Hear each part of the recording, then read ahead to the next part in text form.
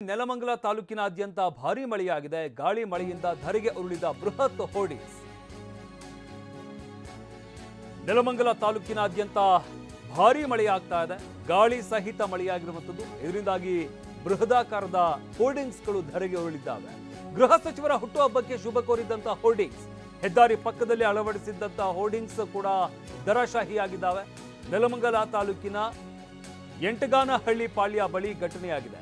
3 hoardings ಬಿದ್ದಿದ್ರಿಂದ ತುಂಡಾಗಿ ಬಿದ್ದ ವಿದ್ಯುತ್ ಕಂಬಗಳು. ಬೆಸ್ಕಾಂ ಸಿಬ್ಬಂದಿ ವಿದ್ಯುತ್ ಸ್ಥಗಿತಗೊಳಿಸಿದ್ರಿಂದ ತಪ್ಪಿದ ಅನಾಹುತ. ಮನೆಗಳು, ಅಂಗಡಿಗಳ ಮೇಲ್ಚಾವಣಿಗೆ ಅಪ್ಪಳಿಸಿದ ಹೋರ್ಡಿಂಗ್ಸ್ಗಳು ಬಿದ್ದ ಕಾರಣದಿಂದಾಗಿ ವಿದ್ಯುತ್ ಕಂಬಗಳು ಕೂಡ ಬಿದ್ದಿದ್ದಾವೆ. ಕೂಡಲೇ ಬೆಸ್ಕಾಂ ಸಿಬ್ಬಂದಿ ವಿದ್ಯುತ್ ಸ್ಥಗಿತಗೊಳಿಸಿದ್ದಾರೆ. ಇದರಿಂದಾಗಿ ಭಾರೀ ಅನಾಹುತ ತಪ್ಪಿದೆ. ಯಾಕಂತಂದ್ರೆ ವಿದ್ಯುತ್ ಪ್ರವಹಿಸಿದ್ರೆ ಆ ರಸ್ತೆಯಲ್ಲಿ ಓಡಾಡುವಂಥದ್ದು ಅಥವಾ ಅಕ್ಕಪಕ್ಕ ಓಡಾಡಿದ್ರು ಕೂಡ ಗ್ರೌಂಡಿಂಗ್ ಆಗುವಂಥದ್ದು, ಅಥವಾ ಯಾವ್ದಾದ್ರು ವಾಹನಗಳು ಬಂದಿದ್ರೆ, ಅಕಸ್ಮಾತ್ ಏನಾದರೂ ಬಸ್ ಬಂದಿತ್ತು ಅಂತಂದ್ರೆ ಈ ರೀತಿಯಾಗಿ ಕರೆಂಟ್ ಶಾಕ್ ಹೊಡೆಯುವಂತಹ ಸಾಧ್ಯತೆ ಇತ್ತು.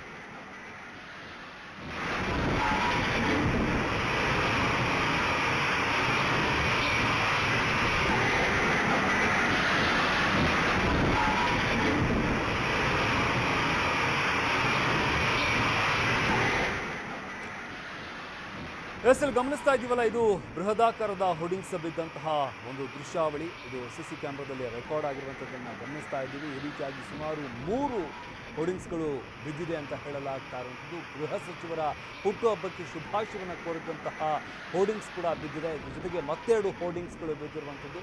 ಇದರಿಂದಾಗಿ ರಸ್ತೆ ಪಕ್ಕದಲ್ಲಿದ್ದಂಥ ವಿದ್ಯುತ್ ಕಂಬದ ಮೇಲೆ ಈ ಹೋರ್ಡಿಂಗ್ಸ್ ಬಿದ್ದಿದೆ. ಇದರಿಂದಾಗಿ ಆ ಕಂಬ ಕೂಡ ತುಂಡಾಗಿ ಬಿದ್ದಿರುವಂಥದ್ದು. ಇನ್ನು ಬೆಸ್ಕಾಂ ಸಿಬ್ಬಂದಿಯ ಮುಂಜಾಗ್ರತಾ ಕ್ರಮದಿಂದ ಭಾರೀ ಅನಾಹುತ ತಪ್ಪಿದೆ ಅಂತಲೇ ಹೇಳ್ಬೋದಾಗುತ್ತೆ. ಯಾಕಂದರೆ ಗಮನಿಸ್ತಾ ಇದ್ದೀವಿ, ರಸ್ತೆ ಮೇಲೇ ರಸ್ತೆಗೆ ಅಡ್ಡಲಾಗಿ ಆ ವಿದ್ಯುತ್ ಕಂಬ ಬಿದ್ದಿದೆ. ಅಕಸ್ಮಾತ್ ಏನಾದರೂ ಈ ರಸ್ತೆಯಲ್ಲಿ ಯಾವುದಾದ್ರು ವಾಹನಗಳು ಬಂದಿತ್ತು ಅಂತಂದರೆ, ಬಸ್ ಬಂದಿತ್ತು ಅಂತಂದರೆ ವಿದ್ಯುತ್ ಪ್ರವಹಿಸಿ ಮತ್ತಷ್ಟು ಅನಾಹುತ ಆಗುವಂತಹ ಸಾಧ್ಯತೆ ಇತ್ತು. ಆದರೆ ಬೆಸ್ಕಾಂ ಸಿಬ್ಬಂದಿಯ ಮುಂಜಾಗ್ರತಾ ಕ್ರಮದಿಂದ ಅನಾಹುತ ತಪ್ಪಿದೆ ಅಂತಲೇ ಹೇಳ್ಬೋದು.